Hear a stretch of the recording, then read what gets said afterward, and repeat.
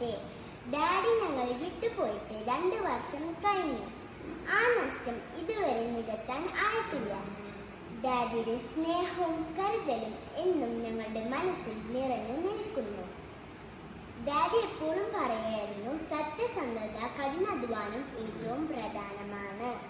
നല്ല മനസ്സോടെ ജീവിക്കണമെന്ന് ഡാഡിയുടെ ആ വാക്കുകൾ ഞാൻ എപ്പോഴും ഓർക്കുന്നു. ഡാഡി ഇനി നമ്മോടൊപ്പം ഇല്ലെങ്കിലും ഡാഡിയുടെ സ്നേഹവും കരുതലും എന്നും നമ്മോടൊപ്പം ഉണ്ട്. സ്വർഗ്ഗസ്നായ പിതാവേ, ഡാഡിയെ അങ്ങയുടെ കരുതലിൽ ആക്കണമേ. ഡാഡിയുടെ നല്ല പ്രവർത്തികൾ, സ്നേഹം, സത്യം എല്ലാം ഇന്ന് ഞങ്ങൾക്ക് ഒരു പ്രചോദനമാണ്. ദൈവമേ, ഡാഡിക്ക് അങ്ങയുടെ തണലിൽ നിത്യസമാധാനം നൽകണമേ. ദൈവമേ, ഞങ്ങൾക്ക് ശക്തിയും സാന്ത്വനവും നൽകണമേ.